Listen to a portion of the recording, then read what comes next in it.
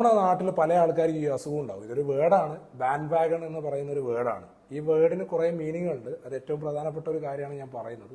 നമ്മുടെ നാട്ടിലെ പല ആൾക്കാരും പല കാര്യങ്ങളും ചെയ്യുന്നത് മറ്റുള്ളവർ ചെയ്യുന്നത് കൊണ്ട് ഞാൻ ചെയ്യുന്നു, ഞാൻ ചെയ്തിട്ടില്ലെങ്കിൽ ആ ഗ്രൂപ്പിൽ ഞാൻ പെടില്ലല്ലോ എന്നുള്ളൊരു പേടി കൊണ്ടാണ് ചെയ്യുന്നത്.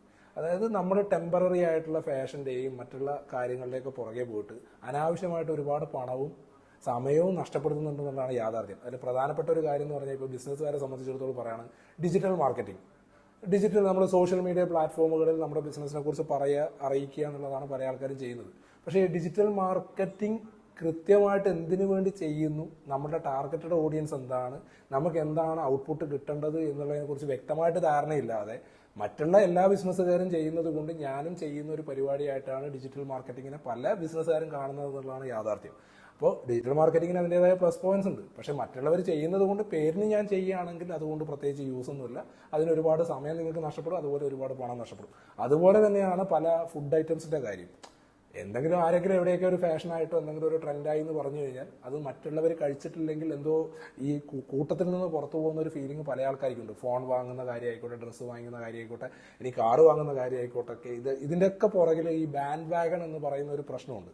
അത് അങ്ങനെ വരുമ്പോൾ മറ്റുള്ളവർ ചെയ്യുന്നത് കണ്ടിട്ട് നമ്മൾ എല്ലാ കാര്യങ്ങളും ചെയ്യുന്നതെങ്കിൽ സ്വാഭാവികമായിട്ടും നമുക്ക് വ്യക്തിപരമായിട്ടൊരു തീരുമാനം എടുക്കാനുള്ള കഴിവ് എന്ത് ചെയ്യും, കുറയും.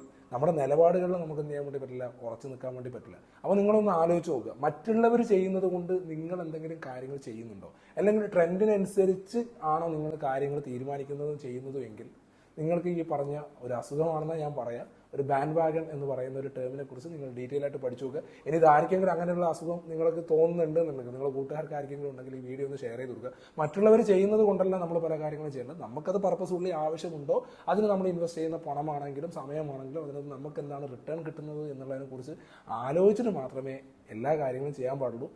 അപ്പോൾ അവരവരുടെ ഇഷ്ടമാണ്, എല്ലാ സൗകര്യങ്ങളും അവരവരുടെ വ്യക്തിപരമായ തീരുമാനമാണ്. എന്നാൽ ഈ ബാൻഡ് വാഗൺ എന്ന് പറഞ്ഞൊരു വേർഡിനെ കുറിച്ച് ഞാൻ ഡീറ്റെയിൽ ആയിട്ട് പഠിച്ചപ്പോൾ എനിക്കിതൊന്ന് നിങ്ങളോട് ഷെയർ ചെയ്യണം തോന്നി. All the best.